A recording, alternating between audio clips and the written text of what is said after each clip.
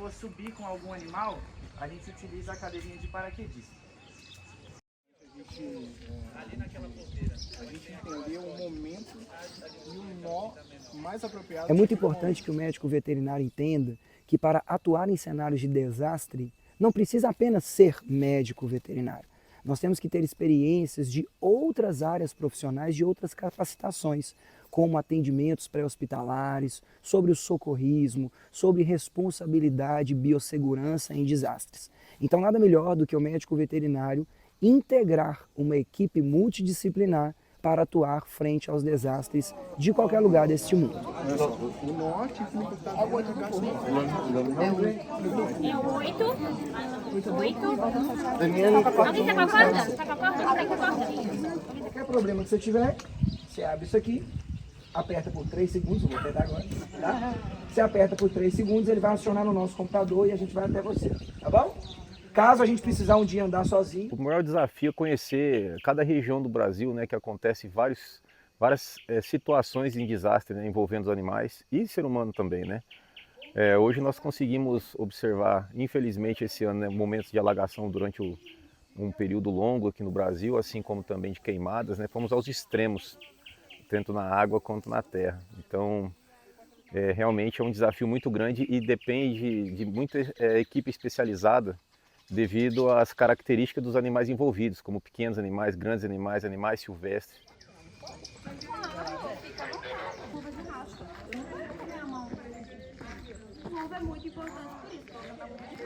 A gente vê que não é só cães e gatos que ocorrem as tragédias só com esse tipo de animais. A fauna silvestre, infelizmente, ela é muito atingida. E a gente precisa desse resgate técnico, desse preparo de resgate técnico, porque são espécies muito sensíveis. Existem muitas nuances de salvamento dessas espécies. Então, o conhecimento, a capacitação consegue fazer com que os médicos veterinários e voluntários resgatistas consigam ter o seu melhor empenho para salvar essa espécie.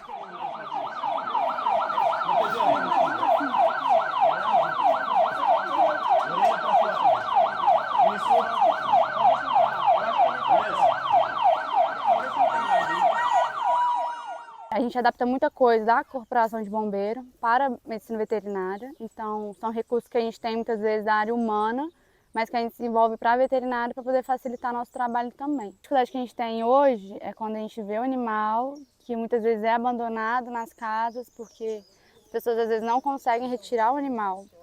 Primeiro, pela dificuldade mesmo da saída rápida da situação que acontece na enchente, por exemplo. E também que muitas vezes as pessoas abandonam esses animais e não voltam para buscá-los, né? A gente se depara muito com essa situação. Irregular. Perfusão. Irregular. AVDN. Praia quente para procurar e pesquisar e trabalhar com mais? Execução, excelência, sem acidente, segurança não. Atenção! De equipe. O impacto na fauna local e a resposta rápida, quanto mais rápido, menos vidas nós vamos perder e menos o impacto da saúde mental dos tutores dos animais e em busca da vida dos animais. Além da perda econômica, tem a perda sentimental.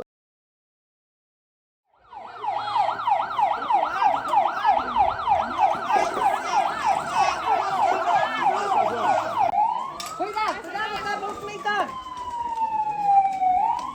Cabeça curta. Sempre reto. Além do transporte, a gente tem o desafio também do animal estar muito desabilitado, então eles não conseguem, a gente às vezes nada com o animal, ele não consegue fazer isso, então a gente tem aquele desafio de segurar o animal no barco, né, suspender a cabeça, e aí eles não conseguem fazer todo o deslocamento sozinho, a gente tem que dar o apoio e todo o suporte nele para que ele consiga chegar na área segura. Contando uma experiência do Rio Grande do Sul, onde nós resgatamos mais de 12 cavalos, todos estavam ilhados, a gente pegou alguns meio que quase soterrados assim, né? Estavam em locais com muita lama, então a gente tem esse grande desafio na questão do transporte. Um dos nossos resgates foi feito a barco motorizado, que era mais de 7 quilômetros.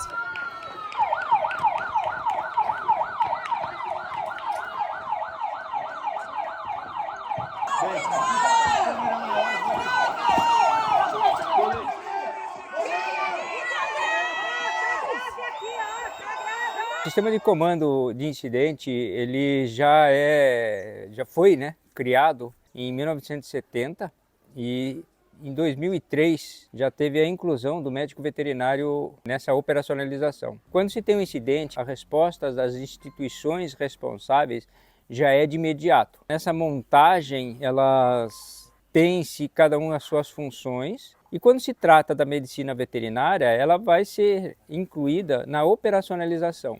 A pergunta que eu te faço é, esse gato que ele deu exemplo, ele está ferido, estou com dificuldade de pegar e ele está sangrando. O pessoal está acostumado, bombeiros, existem vários tipos de fazer cabresto, um cabresto simples para contenção do animal.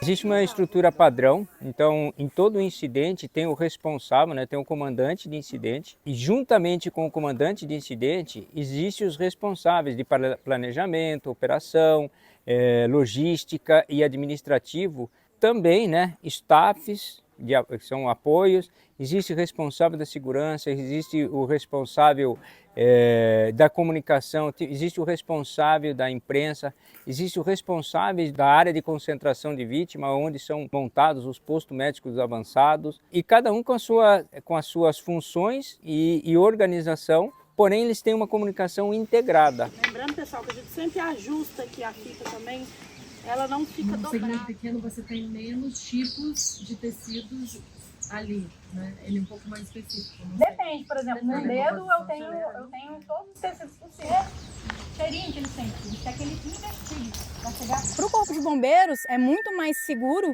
a gente conhecendo que aquele profissional fez um treinamento integrado e que a gente tenha confiança que é um profissional que vai saber lidar numa situação de estresse, numa situação difícil, porque ele já foi exposto num treinamento anteriormente, isso traz muito mais qualidade para o trabalho, para o sucesso, que no final das contas é o quê? Dar qualidade para aquela vítima, que ela seja resgatada com vida, de forma preferencial.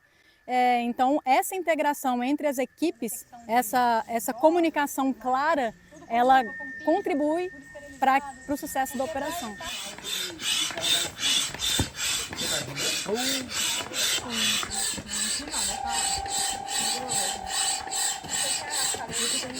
O treinamento é essencial para que esses médicos veterinários, quando tiverem que prestar um atendimento, prestarem todo um protocolo adequado ao que está sendo necessário naquele local para evitar que a gente tenha posteriormente conflitos e até mesmo no final equívocos que poderiam não ter acontecido se houvesse realmente um treinamento específico. A gente tem que se dividir em diferentes núcleos e cada um vai fazendo uma parte do processo para que todos então possam ter um bom resultado. Não dá para abraçar tudo. Todo mundo é importante. Uma das piores coisas que pode acontecer quando a gente trabalha em cenário de desastre é você guardar algum problema e aí depois de 2, 3 dias acontece um novo problema e você guarda aquele problema. O primeiro passo é a gente estar sempre focado em como este profissional está emocionalmente. Que os primeiros socorros psicológicos é a gente treinar todos os profissionais e você não precisa ser psicólogo para aplicar, qualquer pessoa pode aplicar, tendo este treinamento, que é uma escutativa empática de acolhimento com respeito, respeitando os limites dessas pessoas que são as vítimas neste caso. Não existe a possibilidade de você ir para um desastre e isso não te impactar emocionalmente. Eles vão voltar impactados, isso vai mexer com a vida deles. Eu falo que é um processo de luto, você volta e você tem que reconstruir a sua vida a partir de tudo aquilo que foi vivenciado lá. Então eu gostaria que todos se levantassem e a gente desse um grande abração na líder em conjunto.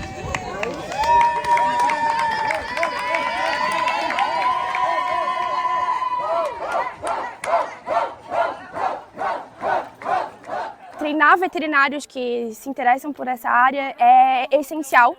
É uma coisa que eu passei a faculdade inteira sem focar nisso, nem sabia que existia a área de resgate animal.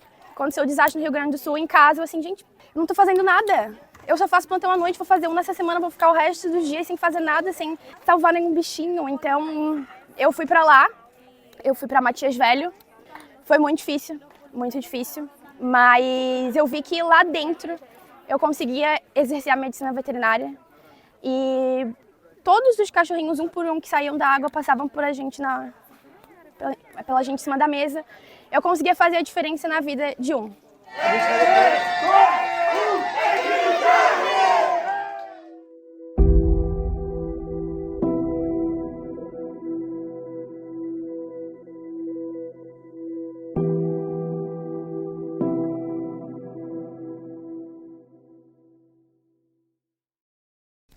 Uma das experiências que tive recente, por exemplo, no Rio Grande do Sul, que me fez repensar e me fez ficar bem reflexivo, foi porque em um dos dias que estávamos lá trabalhando, um garoto de 17 anos me parou o barco que eu estava, né?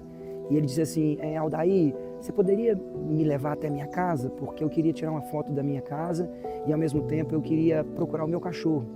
Eu falei, e a casa dele estava debaixo d'água, né?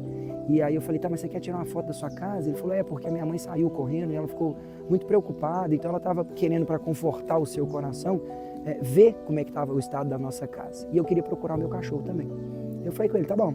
E aí eu coloquei ele no barco, em segurança, eu coloquei ele com colete, expliquei as regras de segurança. Foi quando a gente estava chegando no local, ele viu o cachorro dele em cima do telhado. Olha lá ele, cara! Lá em cima do telhado, lá, ó. Mas. Nós vamos buscar ele. Mas a glória! Não, pode ir devagarzinho aqui. Que deu, filho! Olha só, rapaz! Vem pro pai, negão! Eu fico super feliz. A gente fez o resgate do cachorrinho dele que chamava Pingo. E aí ele foi no barco contando a história do Pingo, falando que ele estava muito feliz por isso. E ele havia esquecido de tirar a foto da casa dele. E aí quando a gente chegou na margem, ele falou, não, professor, eu fiquei tão feliz de encontrar o meu cachorro que eu esqueci de tirar a foto de casa. E aí eu fiquei pensando, né, poxa vida, nós médicos veterinários às vezes recebemos tantas críticas da sociedade sobre questões de valores, sobre sermos ou não sermos profissionais que devam cobrar pelo seu serviço, mas em alguns momentos, como nesse desastre, a gente percebe que ser um médico veterinário vai muito além de apenas ser um profissional que está ali para poder cobrar por um serviço. A gente vai além porque naquele momento eu vi que nos olhos daquele garoto de 17 anos, o mais importante era ter encontrado seu animal. E aquele, dentro de todos os momentos de tristeza que ele teve nos últimos 10 dias, esse foi o único momento que ele teve de alegria. Então isso mostra que o médico veterinário que trabalha com desastres, ele também pode e ele deve entender da sua responsabilidade para auxiliar a sociedade, às vezes de forma voluntária. E aí no último dia, quando a gente estava indo embora desse desastre, esse rapaz de 17 anos me procurou e aí ele disse, professor, eu só queria te falar que eu já sei o que eu vou fazer da minha vida. Eu quero fazer o curso de medicina veterinária porque eu quero ajudar, assim como você me ajudou, as outras pessoas. E aquilo ali para mim valeu por muito, sabe? Porque eu percebi que além da medicina veterinária salvar os animais, a gente também mostra e cria esperança para que as pessoas continuem seguindo essa profissão maravilhosa em cenários de desastre. Qual que é a sensação, velho, de chegar e ver sua casa debaixo d'água, mas ver o cachorro em cima dela? Melhor do mundo, cara. O cachorro tá vivo e eu também, cara. Deus abençoe todo mundo.